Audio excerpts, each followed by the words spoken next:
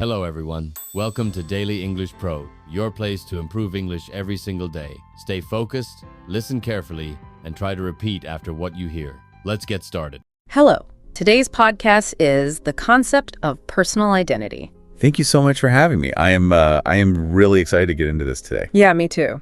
And to start us off, I actually have a thought experiment for you, the listener. So wherever you are right now, if it is safe to do so, I want you to just close your eyes for a second. Right, like really picture it. Yeah, I want you to picture who you were 10 years ago. And I don't mean just a vague image. Really put yourself back in that old skin. Mm-hmm. Picture the very specific things you liked.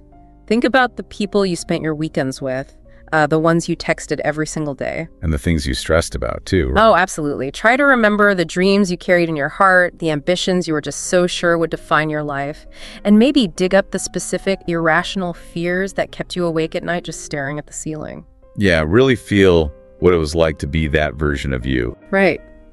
Now, I want you to open your eyes and look at who you are today, right in this current moment. Look at your current life, your current worries, your current friends. And I want you to ask yourself a terrifying question. Are you the same person? Man, it is a question that completely stops you in your tracks, doesn't it? It really does. Instinctively, almost defensively, most of us would immediately jump to say, of course I am. I mean, I am still me. I have the same name, the same parents, the same basic history. Yeah, the basic facts are there. Right. But if you really sit with that question, if you let it breathe and sort of expand in your mind, you start to feel this profound sense of disconnect. Oh, totally. You look at an old photograph of yourself or maybe read an entry from an old diary and you just feel this visceral cringe. I know that feeling so well. I think, like, how could I have ever believed that? Why was I so obsessed with that person? How could I wear those clothes? The certainty of your continuous self just begins to crack. It really does. The answer to whether you are the same person is undeniably complicated and honestly a little unsettling. Right, because almost the entirety of your reality has been swapped out. Your physical body has aged and changed. Your internal thoughts have radically shifted. Radically. Your core beliefs about the world, your daily habits, your relationships, almost everything about you is wildly different from the person who existed a decade ago. And yet, despite all of that overwhelming evidence of change, something deep inside insists you are the same. Spot on. Something deep inside your chest insists, I am still me.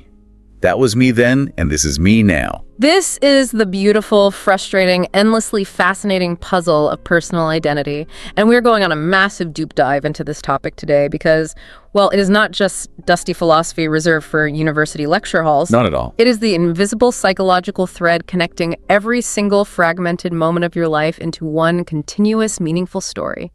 I mean, without this concept of identity, you wouldn't really be a person. You'd just be a chaotic collection of random experiences floating blindly through time with no anchor. Exactly. I mean, undeniably so. And we need to establish right away why unpacking this invisible thread matters so incredibly much for you, the listener, specifically as an English language learner. Oh, this is the most crucial part. Because language and identity are fundamentally, inextricably interwoven. They're literally two sides of the same coin. Right. Learning English is not just an academic exercise. No, not at all. It's not about memorizing rigid grammar rules and endless vocabulary lists. When you learn a new language, you are actively building an entirely new version of yourself. Wow, an entirely new version. Yeah, you are constructing a new lens through which to view the world.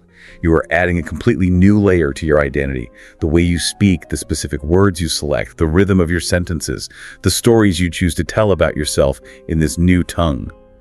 All of these elements shape not just how the English-speaking world perceives you, but how you perceive yourself. That is so powerful. It is. And our mission today is to equip you with the deep concepts, the nuanced vocabulary, and the critical thinking tools to articulate who you are in English with absolute, unwavering clarity. Okay, let's unpack this. Because to really understand how learning a language fundamentally changes us, we first need to define what us actually means. Right. And we need to go far beyond just looking in a mirror and recognizing our own face.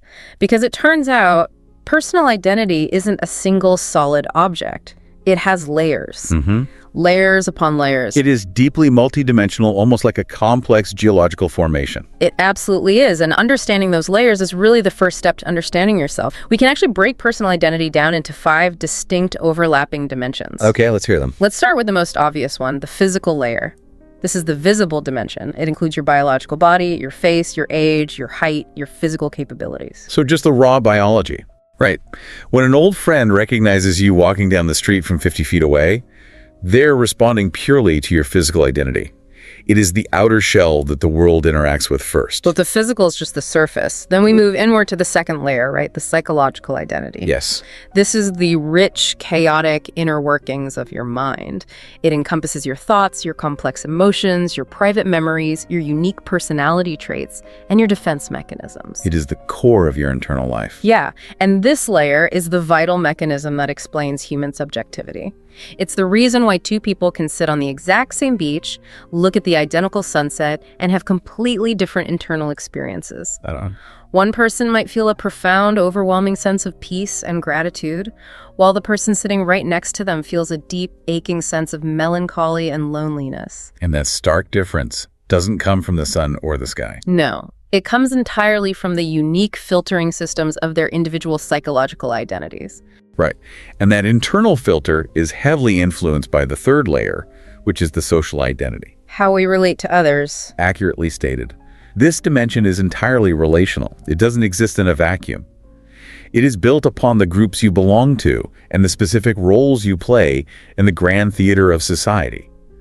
You are never just you. Right. You are a student, a parent, a citizen of a specific nation. Or an employee at a specific company, or even a die-hard face-painting fan of a particular sports team. These social connections anchor you in a broader community.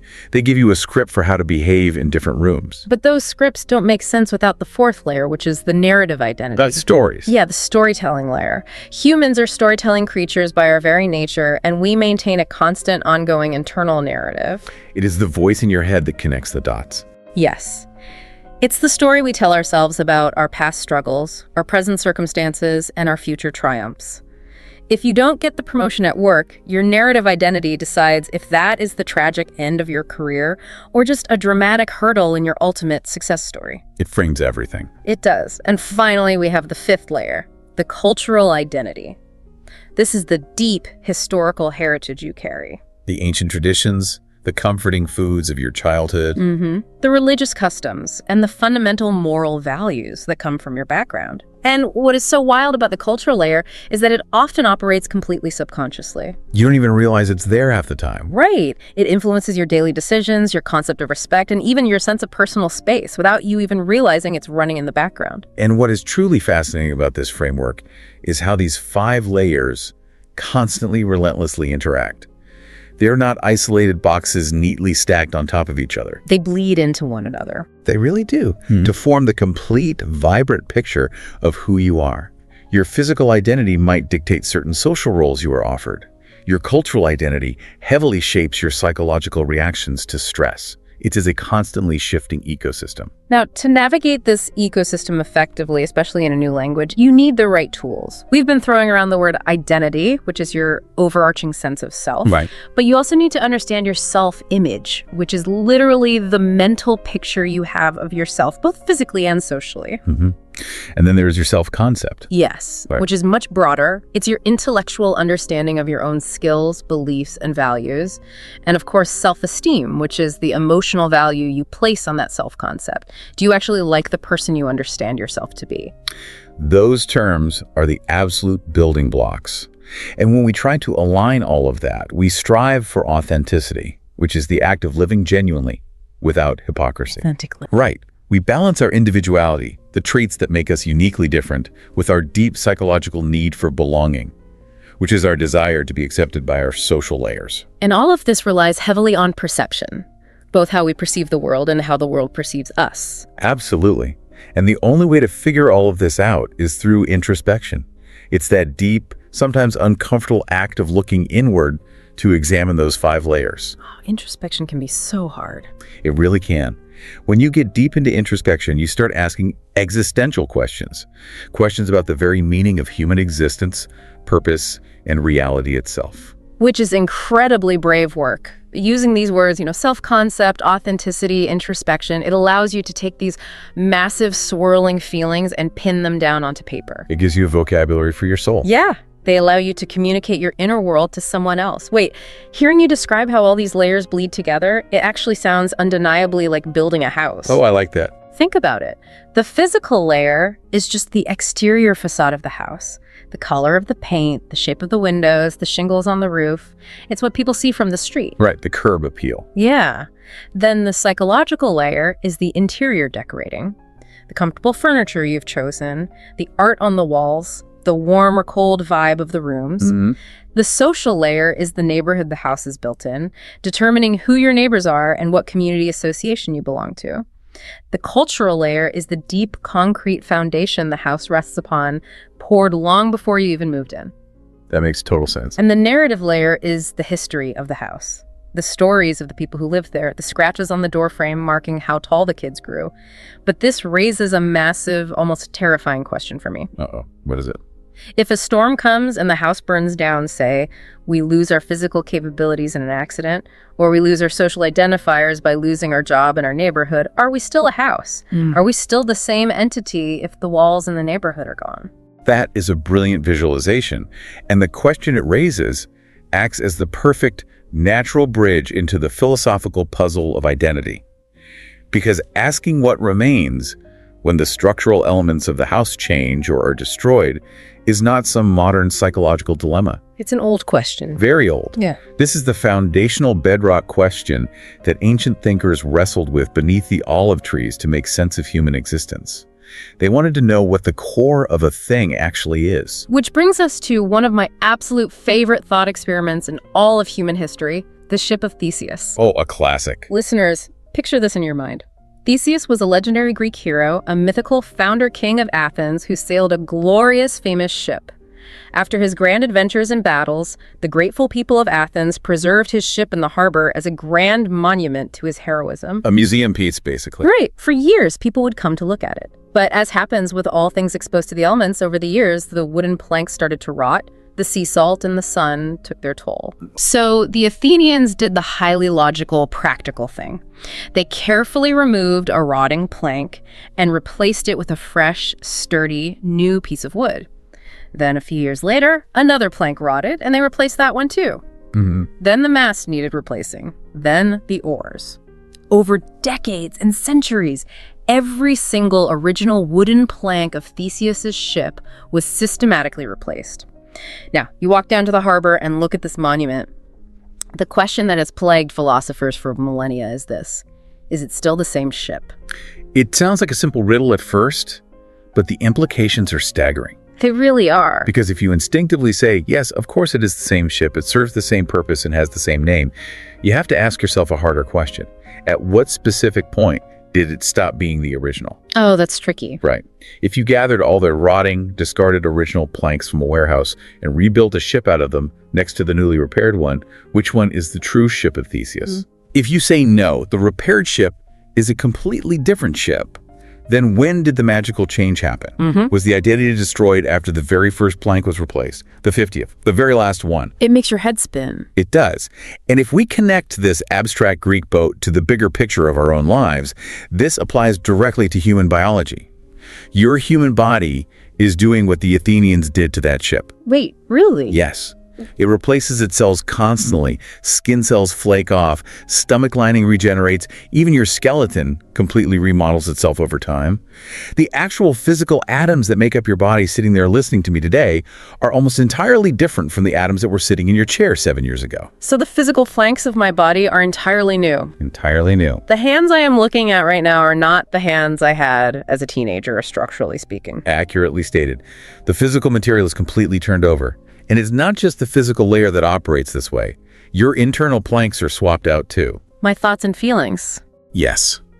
Your core beliefs evolve based on new information. Your thought patterns shift as you mature. Your memories fade, they merge, or they become completely distorted over time through the narrative layer. So true. If everything about you, from your cellular structure to your political views to your memory of your 10th birthday, has changed, are you actually still the person you were when you were a child? Or are you just a new ship sailing under the same name? And I want to stress to the listeners that this isn't just a fun, abstract debate for a late-night dinner party. There are massive, heavy, real-world consequences to how we answer the Ship of Theseus question. Unquestionably. This is a deeply existential issue that touches every pillar of our society. Think about the severe legal and moral implications. Yeah, let's look at the law. Let's step into a court of law. Imagine a person committed a terrible, violent crime 25 years ago. They are finally caught today. Over those 25 years, virtually every single cell in their body is turned over. The physical ship is different. Exactly. Fundamentally different. Furthermore, their psychological and narrative identities have completely transformed. They feel deep remorse. They have lived a peaceful life. They don't even recognize the angry young person they used to be. So who goes to jail? That's the question. Are they still responsible for that crime? Is the state punishing the person who committed the act, or a completely new person who just happens to share a historical timeline? That is so heavy. Or let's look at a tragic medical context. When someone develops severe dementia or Alzheimer's, and profound memory loss means they no longer recognize their own family, their personality completely changes and their narrative layer dissolves. Oh, that is so heartbreaking. Are they still the same person their loved ones once knew and married? Or has the person they loved essentially ceased to exist, even though the physical body remains? It is incredibly profound. And this brings us to the heavy hitters of philosophy who stepped into the ring to try and solve this nightmare. First up, we have the highly influential 17th century English philosopher John Locke. Yes, Locke is essential here. Locke looked at all this and came up with what we call the memory theory. Locke argued that personal identity actually has absolutely nothing to do with the physical body.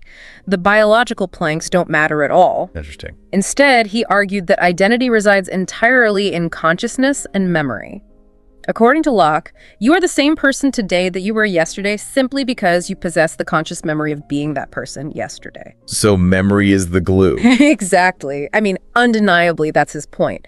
Identity is a psychological chain of memories linking together, hand in hand, to form a continuous thread back through time. As long as you can remember doing an action, you are the person who did it. It is a beautifully elegant theory, and it feels highly intuitive to how we experience life. We feel like a continuous self because we remember our past. But, it didn't take long for it to be severely challenged. Of course not. Philosophers love to argue. Right. A few decades later, the Scottish philosopher David Hume stepped up and introduced a completely different concept known as the bundle theory. The bundle theory. Yes. This is a much more radical, counterintuitive approach to the self. Hume argued that Locke was being too romantic. Hume said that there's actually no such thing as a permanent, unchanging, continuous self at all. Wait, really? No self at all? None. He argued that when you sit quietly in a room and look deep inside yourself, you don't actually find a solid core you. You don't find a soul or a permanent identity center. Then what do you find? All you find is a chaotic, swirling bundle of perceptions. Fleeting feelings of cold or warmth, passing thoughts about dinner, sudden sensations of sadness or joy. And these perceptions are constantly shifting, appearing, and vanishing rapidly. I love how Hugh illustrated this because he was a master of metaphor. He used the analogy of a river. Oh, the river is a perfect analogy. We walk up to a massive body of water, we point to it, and we boldly call it the Thames or the Amazon or the Mississippi. We name it, we draw it on a map, and we treat it as a single, permanent, historical object. But the reality is that the water is never the same. It is constantly flowing, evaporating, raining down anew. You can never step in the same river twice because new waters are ever flowing in upon you. Spot on. Hume says the human self is identically like that river. The self is a flowing, continuous process of perceptions, not a fixed, solid object. We just give it a name to make it easier to deal with in society. It is a profoundly liberating, if somewhat dizzying, perspective. It aligns heavily with certain Eastern philosophical traditions as well. Yeah, Buddhism talks a lot about that. Right. And then, if we jump aggressively forward through time into the chaotic 20th century, we run into the French philosopher Jean-Paul Sartre and the movement of existentialism. Sartre looked at the rubble of identity and gave us a famous defining phrase: existence precedes essence. What does that actually mean in plain English? Well, think of a paper knife. For a paper knife, its essence, it's designed to cut paper, comes before it is ever manufactured. The idea exists first. But for a human, Sartre argued, it is the opposite.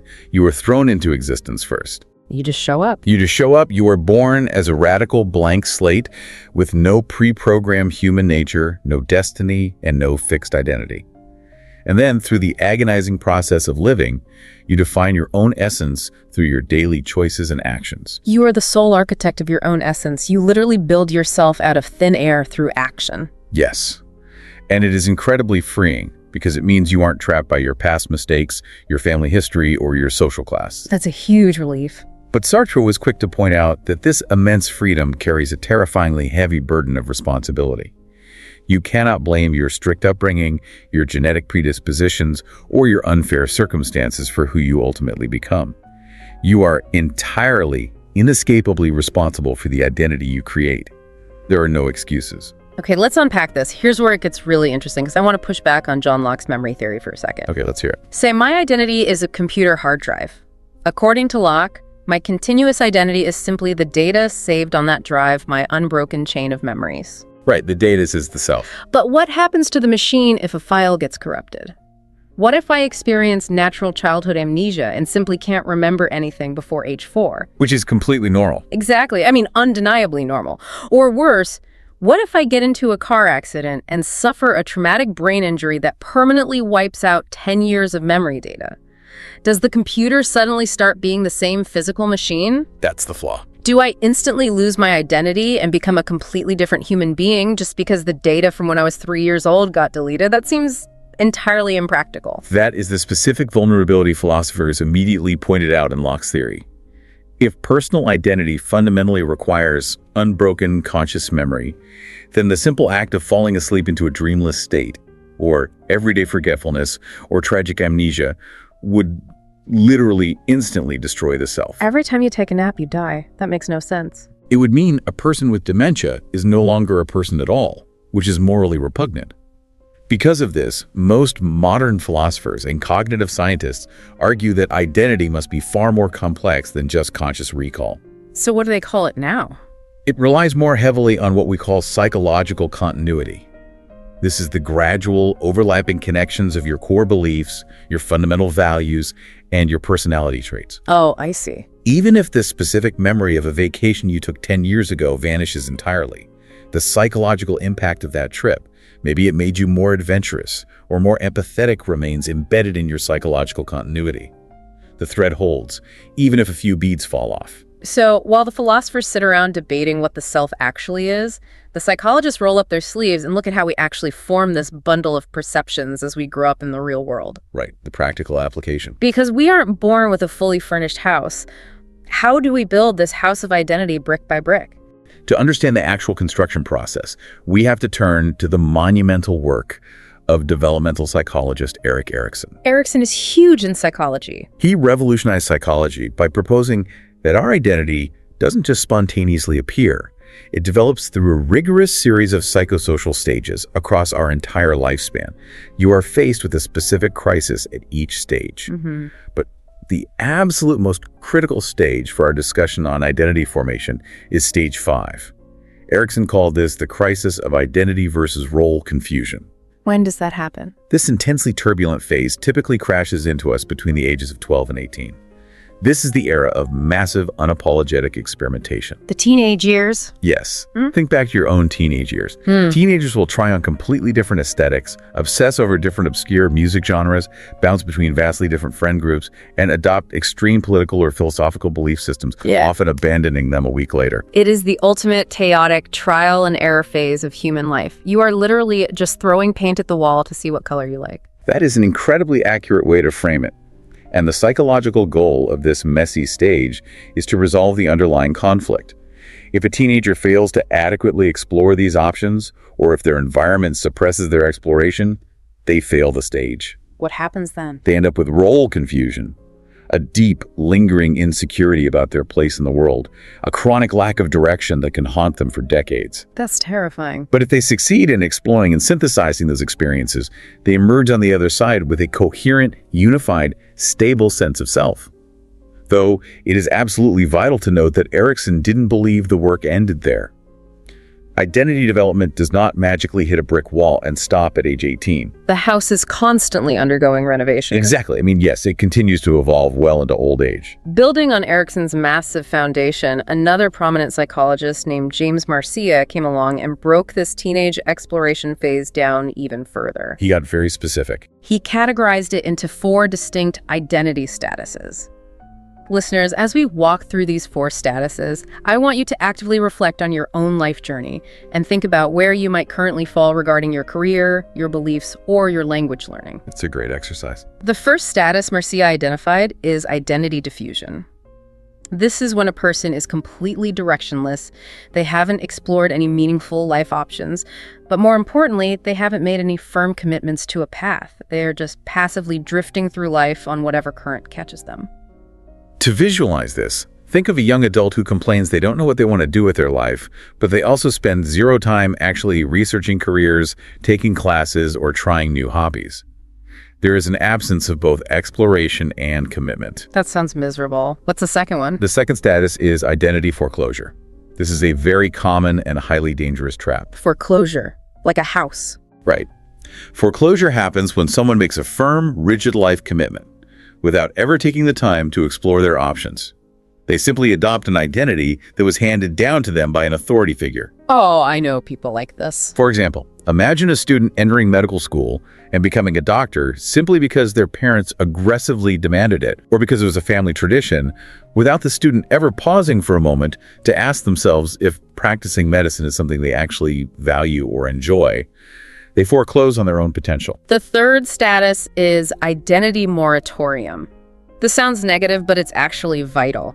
Moratorium is the active, intense exploration phase without any firm commitments holding you down yet. The chaotic phase. This is the classic, healthy university student phase. You are taking different bizarre elective classes, joining random campus clubs you know nothing about, dating different types of people, traveling, figuring out what actually fits your internal framework. It's a period of necessary instability. And finally, the ultimate goal of all this work is the 4th status, identity achievement. The gold standard. This is the gold standard of psychological development. Achievement occurs when a person has successfully weathered the storm of the moratorium phase, actively and honestly explored their myriad options, and then finally made a conscious, authentic commitment to their personal values, their career path, and their beliefs. So they didn't just drift. No, they haven't just accepted the house they were given. They have done the grueling architectural work to build their own identity from the ground up. But the idea that we build it entirely by ourselves is complicated by sociology. Alongside this psychological framework, we have a deeply fascinating sociological theory from Charles Horton Cooley. Oh. In 1902, Cooley introduced the concept of the looking glass self. And Cooley essentially suggested that our personal identity isn't built in isolation at all. It is actually a massive social construction formed in 3 distinct sequential steps. Let's hear the steps. Step 1, we imagine how we appear to other people in our environment. Step 2, we imagine the judgments those other people are making about that appearance. Are they impressed, disgusted, bored? And step 3, we develop our core self-concept based entirely on those imagined judgments. We feel pride or shame based on the reflection we think we see in the eyes of others. The profound implication here is that human society operates as a giant, inescapable mirror. A looking glass. Right. If everyone around you, your teachers, your parents, your peers, constantly treats you as if you are highly intelligent and capable, you will inevitably internalize that reflection. You will confidently build your internal identity as a smart person. Because the mirror tells you so. Yes. Conversely, if the society around you relentlessly treats you as incompetent, untrustworthy, or marginal, you are highly likely to internalize that deeply negative judgment, building a fractured self-esteem, even if society's judgment is completely factually false. You become what the mirror tells you that you are. Wait, let's unpack this right now because I have to aggressively challenge Cooley's looking glass self. If we are just talking reflections of other people's external judgments, how in the world do we ever achieve true authenticity? To me, living purely based on the societal mirror sounds undeniably like a massive case of identity foreclosure. Oh, that's an interesting connection. Think about it. I compare identity foreclosure to being forced to wear hand-me-down clothes from an older sibling that don't really fit your body. Yeah, they're too big or too tight. Sure, the heavy wool suit technically covers you, and society nods and accepts that you are wearing a respectable suit, but it is not truly your style. It is itchy, it's suffocating, the sleeves are too long, and you feel like a fraud wearing it. That's a great metaphor. If Cooley is right, and we only exist as reflections of society's expectations, aren't we all just desperately walking around wearing society's itchy hand-me-downs? Where is the me in all of that? Your pushback hits the very nerve of the issue. What's fascinating here is the brutal tension between the individual's desires and society's demands. You are absolutely right to challenge it, because if we passively blindly accept the reflection society offers us without question, we are entirely trapped in foreclosure. We just wear the itchy suit. Right. But achieving true authenticity, what Marcia called identity achievement, requires a massive act of rebellion. Rebellion. It requires us to look directly into that societal mirror, acknowledge the reflection they are trying to project onto us, but then have the immense psychological courage to say, no, that is not accurately who I am. You are wrong about me. And actively, forcefully redefine the reflection on our own terms. Wow. Authenticity isn't about ignoring society. It is an ongoing, often painful negotiation between how the world insists on seeing you and how you courageously choose to define yourself. And let me tell you, that negotiation is never, ever easy, because our psychological development isn't just a smooth, straight line plodding upward on a sterile laboratory graph. We live in the real world. And the real world is messy. Very messy.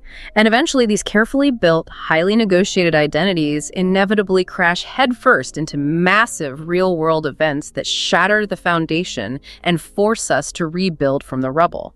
I call these traumatic, life-altering shifts identity earthquakes. That's a perfect term for it. Let's dramatically slow down for a second and explore some highly specific human stories to see how this devastation and rebuilding plays out in reality. We're going to extract some crucial psychological lessons and look at the specific English expressions native speakers use to navigate these emotional minefields. Let's start with a profound disruption. The earthquake of moving countries. Consider the story of Maria. Okay, Maria's story. Maria grew up in a vibrant city in Colombia. Her entire identity was deeply, securely rooted in her local community. She knew the social scripts, she spoke the language effortlessly, she knew her neighborhood. Then an opportunity arises, and she moves across the world to a snowy city in Canada for work. Talk about an earthquake. Suddenly, the entire context of her life is violently uprooted. At work in Canada, she struggles to adapt to the more reserved Canadian professional norms, feeling awkward and muted.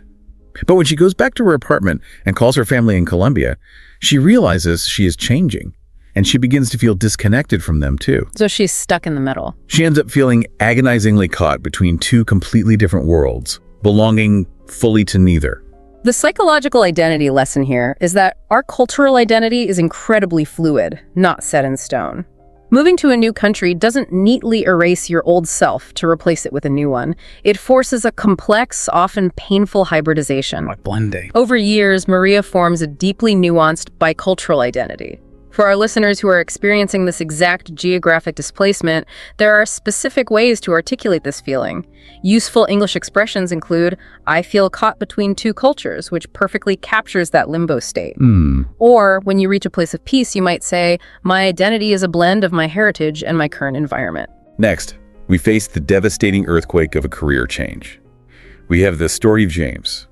James was a highly successful corporate lawyer. For 15 years, he wore the expensive suits, worked 80-hour weeks, and his entire social layer was defined by the prestige of being a partner at his firm. The physical and social layers were locked in. But internally, his psychological layer was suffocating. He's miserable. At age 40, he finally made the terrifying decision to quit the law firm entirely to become a struggling full-time musician. Wow, good for him. His family and friends were utterly shocked and confused, primarily because they had completely equated his entire human value with his impressive job title. When he quit, James didn't just lose a paycheck. He went through the absolute agony of a full-blown identity crisis because his primary professional identifier was violently stripped away. That's brutal. He had to face the terrifying silence of an empty Tuesday morning and ask, if I'm not a lawyer, who am I? It is so incredibly common in modern society. We meet someone at a party and the very first thing we ask is, what do you do? As if a purely economic job title represents the totality of a human being's soul. Right, so reductive. The core lesson here is that reinventing yourself professionally requires a massive emotional transition, much bigger than just updating a resume. Great expressions to master here are, I'm going through an identity crisis, which lets people know you are internally restructuring. Or, changing careers forced me to rethink my entire sense of self. Then we have the slow-moving, inevitable earthquake of aging. Take Margaret's experience. Margaret is 72 years old physically, but psychologically she still feels exactly like she did when she was 25. I hear that from so many older people. The inner voice hasn't aged a day. She walks past a mirror and experiences a shocking identity discrepancy. Her vibrant, energetic internal vitality simply doesn't match the wrinkling external reality reflecting back at her. It's that disconnect again. Furthermore, she struggles with the social role she has lost. She is retired from her career and her children are grown, so she is no longer an active daily parent. However, the profound flip side of this earthquake is what psychologists call identity consolidation. Consolidation. After the initial shock of aging, Margaret eventually finds a deep, unshakable peace. She has stripped away the exhausting, superficial layers of youth and career ambition, and she knows undeniably, without a shadow of a doubt, what her core values are. She no longer cares about society's looking glass. That sounds incredibly liberating. Listeners can express this specific stage of life by saying, growing older has given me a clearer sense of who I am, or my identity has evolved over the decades, but my core self remains the same. Now, let's pivot and talk about the brutal, sudden earthquake of trauma. Think about David. David was a star collegiate athlete. Since he was 6 years old, his entire narrative identity, his social circle, and his physical layer were totally defined by his extraordinary physical capability. His body was his identity. Then, on a rainy Tuesday, a severe car accident permanently paralyzed his legs, ending his athletic career in a split second. As he lay in the hospital bed staring at the ceiling, the house of his identity wasn't just damaged, it was leveled. Wiped out completely. He was left asking the darkest existential question, if I can't walk, if I can't run, who am I? Trauma is the ultimate shatterer of the house of identity we talked about earlier. David couldn't just patch up the old house. He had to undergo a grueling, years-long process of identity reconstruction. Building a new house. And in that painful rebuilding, he discovered completely new passions he never knew he had. He started writing, he began mentoring other injured youths, and he slowly realized his true identity wasn't the fragile title of athlete, but rather the unbreakable traits of being resilient and deeply creative. Post-traumatic growth. Yes. This phenomenon is known in psychology as post-traumatic growth. The lesson here is perhaps the most powerful of all. Identity isn't what happens to you. It is how you actively respond to what happens. It is your agency in the aftermath. Useful phrases to convey this journey include, after the accident, I had to rebuild my identity from the ground up. Then there is an earthquake that society often frames purely as a joy, but is actually a massive disruption. The earthquake of parenthood. Let's look at Aisha. Aisha's story is so important. Aisha was an intensely ambitious, fiercely independent marketing executive. She traveled the world and answered to no one. Then she became a mother. Suddenly, literally overnight, her entire expansive global universe shrank down to the claustrophobic size of a newborn baby's brutal feeding schedule. The complete shock to the system. She loved her child with a fierce biological intensity, but in the quiet moments of the night, she actively, painfully mourned the death of her former independent identity. She struggled deeply to integrate this exhausting new role of mother without completely suffocating and losing her core ambitious self. This specific life shift is so profound and so rarely discussed with total honesty. The early stages of parenthood almost always cause a temporary identity loss because the biological and social demands of keeping an infant alive are so completely consuming. You literally have no time to be yourself. But the ultimate psychological goal over the years is integration, not total replacement. Aisha slowly learns to merge the layers, becoming a fiercely protective mother who is also an ambitious professional. The expressions to master here validate that struggle. I sometimes struggled to balance my identity as a mother with my other roles, and parenthood hasn't replaced my old self. It has added a profound new dimension to who I am. And finally, we must discuss the deeply personal earthquake of gender identity. Consider Alex. Growing up, Alex slowly realized that the gender they were casually assigned at birth by society simply did not align with how they felt deep inside their psychological layer. The societal mirror was wrong. The societal hand-me-down clothes did not fit. Their long, difficult journey to discovering, accepting, and publicly claiming a non-binary identity was fraught with intense societal pushback and misunderstandings from family. Alex's heroic story teaches us a fundamental truth. Identity is not always something neatly given to you in a box at birth that you just passively accept. Sometimes your true identity must be painfully discovered in the dark, explicitly claimed in the light, and fiercely defended against a society that demands conformity. That takes so much courage. It does. Furthermore, Alex's journey highlights the literal life-changing power of language itself. Having access to the right vocabulary, the right labels, and the right pronouns to accurately describe your internal reality is literally the difference between feeling invisible, broken, and crazy versus feeling seen, validated, and whole. Language shapes reality. Key expressions to understand this include finding the exact right words to describe myself was completely life-changing, and the fundamental belief that everyone deserves the right to define their own identity. Okay, let's unpack Aisha's story about parenthood for a second, because I have a really tough question. Lay it on me. Is it absolutely inevitable to have to mourn a past identity, even when you are adopting a beautiful, culturally celebrated new one, like becoming a parent? Earlier I talked about John Locke and computer hard drives, but parenthood isn't just a software patch on a hard drive. No, it's way bigger than that. That metaphor is too clean. To me, becoming a parent feels more like you bought a cozy, quiet little one-story cottage. You love this cottage. And then suddenly a massive construction crew shows up, rips off the roof, and starts building a loud, chaotic, beautiful 50-story skyscraper directly on top of it. That's a vivid image. You are still trying to live inside the cottage while the drywall dust is falling on your head and the jackhammers are going off. The old, quiet house is permanently gone, swallowed up by the skyscraper. Is mourning that quiet cottage just a natural part of the construction process? That architectural analogy captures the chaos perfectly, and it raises an absolutely vital question about human adaptability and emotional honesty.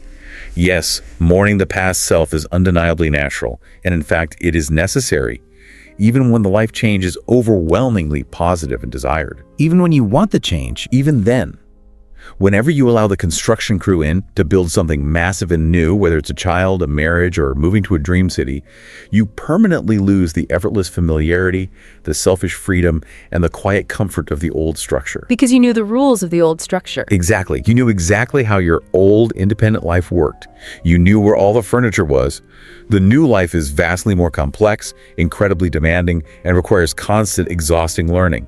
Acknowledging the grief, crying for the loss of the cottage doesn't diminish the immense joy or love for the skyscraper. It's just honest. It simply honors the psychological reality that becoming someone profoundly new requires the painful act of letting go of someone old. You have to say goodbye to the past self. So, those life earthquakes, aging, parenthood, trauma, they have been happening to human beings for thousands of centuries. But today, right now in the 21st century, we are facing a brand new kind of earthquake. Completely modern one. Something unprecedented in human history. It is the artificial digital disruption of the self. We are no longer just looking into Cooley's societal mirror. We are looking into heavily distorted digital and modern mirrors now. And these digital mirrors are fracturing our psychology. This brings us directly to the terrifying modern phenomenon of the curated self. Consider a young woman named Priya. Okay, Priya. If you look at Priya on Instagram or TikTok, her life looks absolutely flawless. Her digital identity is a highlight reel of exotic travel, high-end fashion, endless social events, and supreme, unwavering confidence. We all know someone like that. But if you see Priya offline, sitting alone in her apartment, she is profoundly lonely, chronically anxious, and exhausted. She suffers from a severe case of identity fragmentation. When the cavernous gap between the shiny public online persona and the messy private offline reality becomes too wide, the human self literally fractures under the tension. A rubber band snaps. The relentless daily pressure to maintain the digital performance leads to severe emotional disconnection and depression. It is absolutely terrifying because almost everyone is doing it to some degree, and Priya's curated grid is just the visible tip of the iceberg. Behind the scenes, there are 4 massive modern phenomena that are radically, invisibly altering how we construct our identities today. The first invisible force is the algorithm-shaped identity.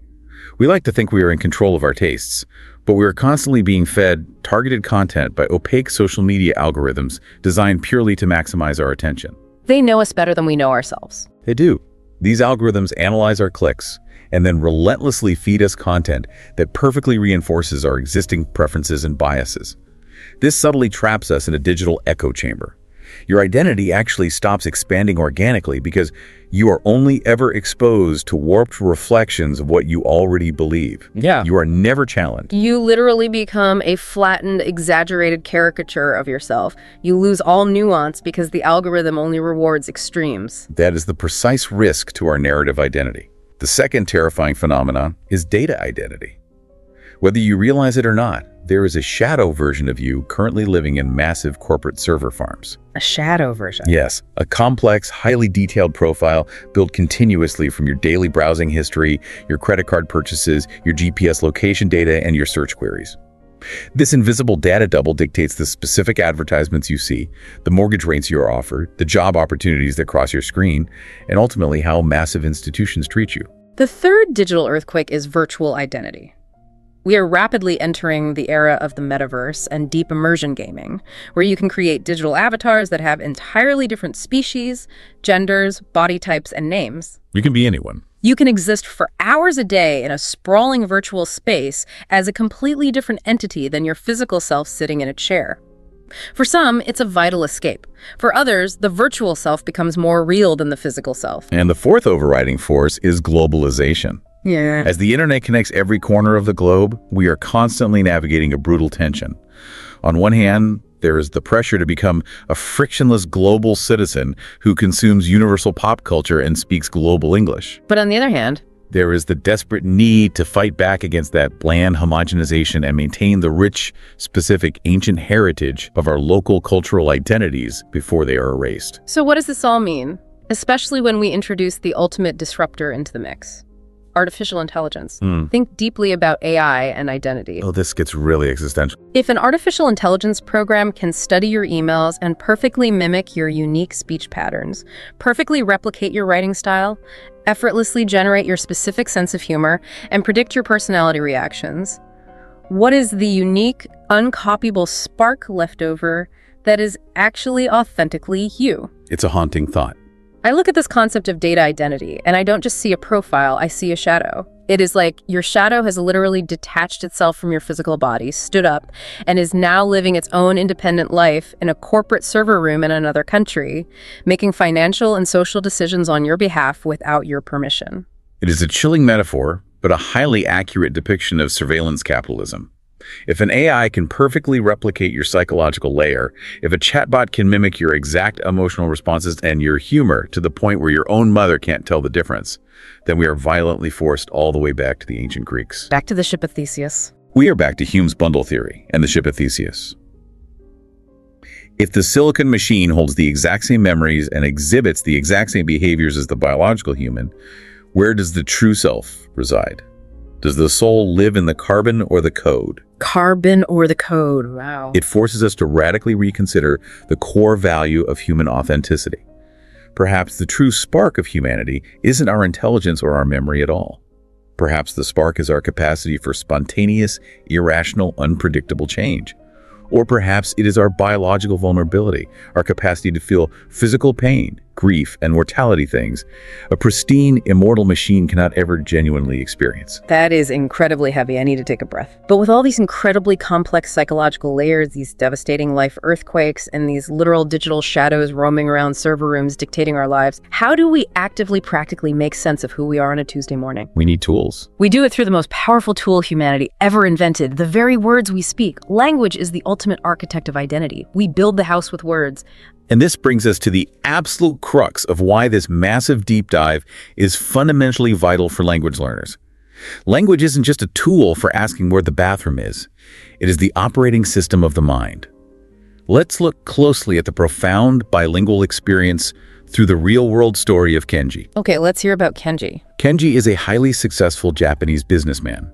When Kenji is in Tokyo, speaking his native Japanese, the deep cultural embeddedness of that specific language makes his behavior incredibly polite, highly formal, deeply respectful of hierarchy, and emotionally reserved. That's the cultural layer at work. The language itself demands this posture.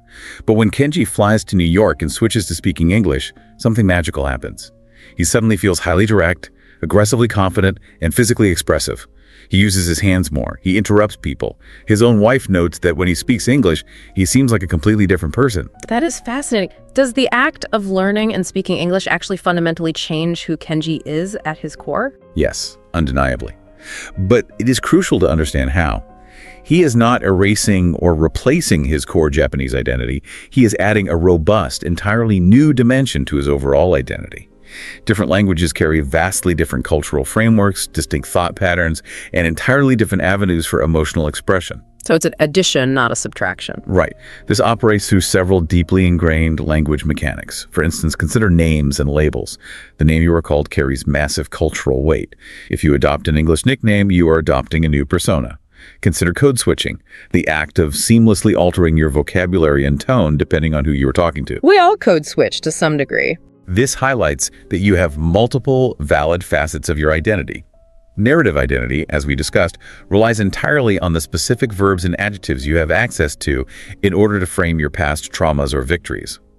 And finally, discourse communities show how language creates belonging. The specific jargon you adopt, say, speaking the aggressive slang of a Wall Street trader versus speaking the flowing emotional vocabulary of an artist, shapes what tribe you belong to. Speaking of the specific words we use, the English language is absolutely packed with brilliant, evocative idioms that revolve entirely around the painful process of identity formation. Idioms are the best part of English. Let me share a few of my absolute favorites and look at the psychology behind them.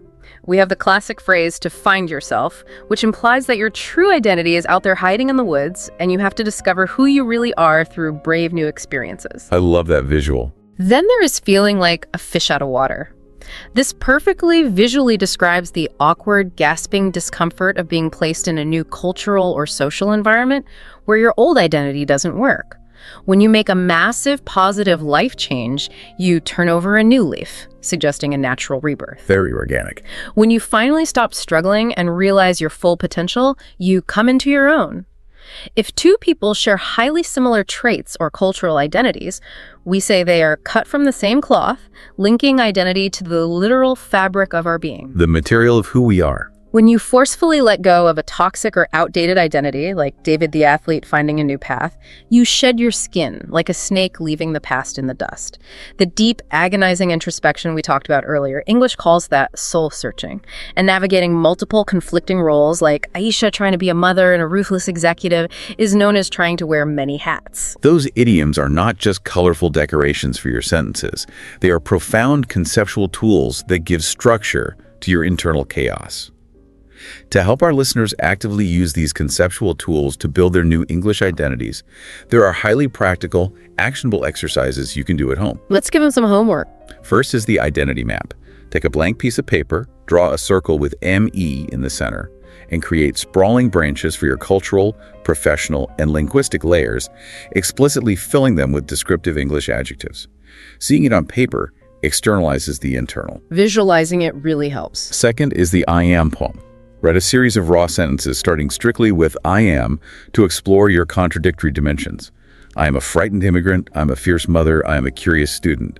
Third, conduct identity interviews with a language partner where you formally interview each other strictly in English about how your identities have shifted over the last 5 years. Oh, that's a great conversational exercise. Fourth, write out a before and after story detailing a major life earthquake you survived, forcing yourself to use the narrative layer to find meaning in the trauma. And finally, keep a dedicated identity journal written only in English to document your ongoing psychological evolution. Okay, I want to unpack the bilingual experience with Kenji one more time because a lot of language learners have this fear. When a listener is spending thousands of hours learning English, adopting these idioms and changing their thought patterns, are they dangerously replacing a piece of their native cultural identity, or are they simply adding to it? It's a very common fear. I've been thinking about this, and I compare learning a second language to putting on a pair of plastic 3D glasses in a dark movie theater. Before you put the glasses on, you are watching a really great, beautiful movie on the screen. That is your native cultural identity. It is whole, it is complete, and it makes sense. But when you put those 3D glasses on, the glasses don't erase the original movie. They don't change the script, the actors, or the fundamental plot of your life. But suddenly, the glasses make certain hidden elements pop out at you in a completely new, thrilling dimension. You suddenly perceive a profound depth to the movie that you simply couldn't see with the naked eye. English is just the glasses. That is an extraordinarily powerful analogy because it alleviates the fear of loss.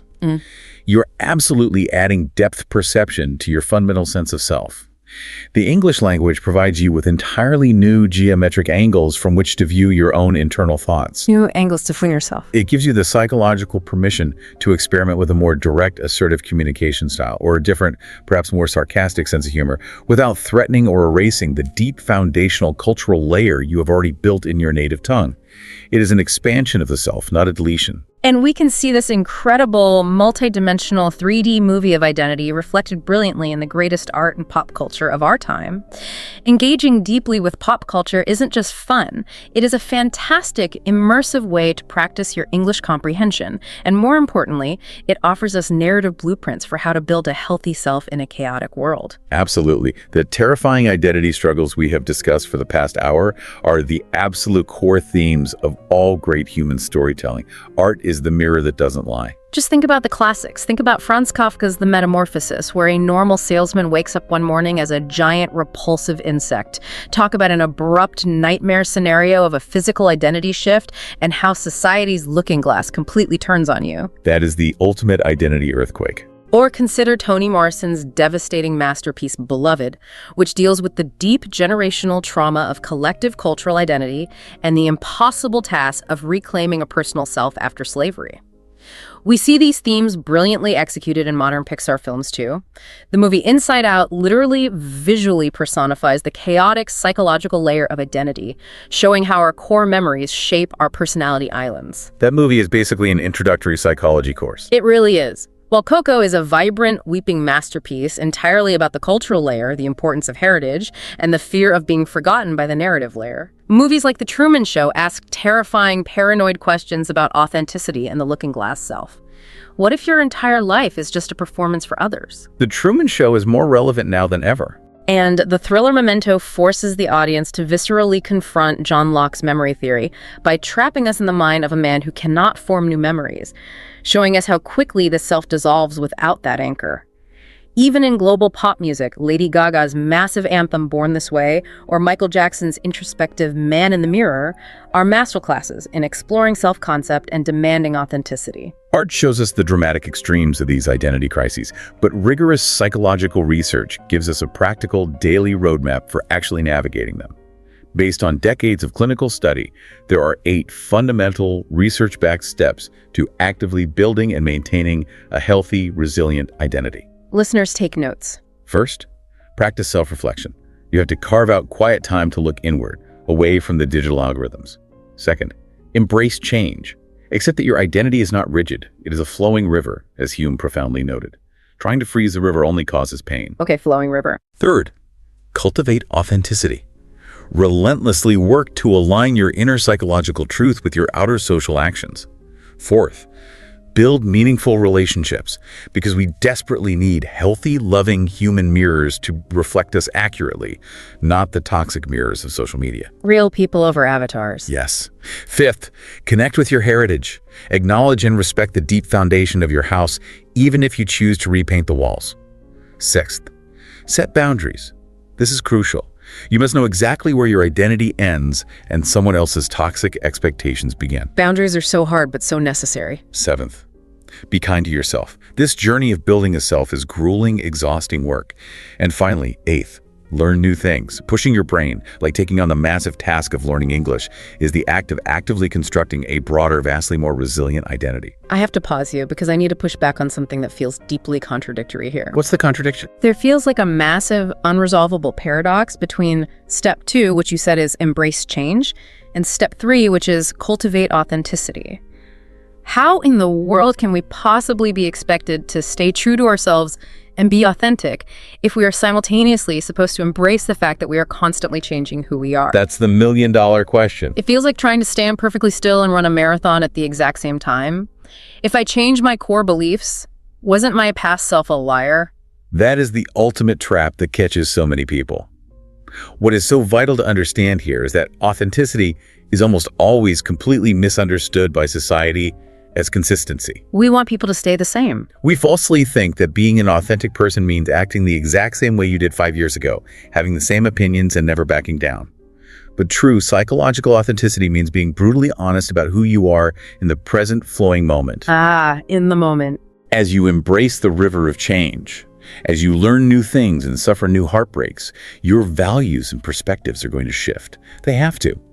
Authenticity is the brave act of aligning your current actions with your current newly evolved self, not staying stubbornly loyal to the ghost of your past self. The ghost of your past self. That's powerful. You can completely change your career, move to a new country, adopt a new language, and completely reverse your political beliefs. And as long as those massive changes reflect your genuine, hard-won internal growth, you are being profoundly, undeniably authentic. Wow. So changing your mind when you get new information doesn't mean you are a fake or a hypocrite. It means you are actually alive. It means you are growing. Accurately stated, it is the very hallmark of Marcia's identity achievement.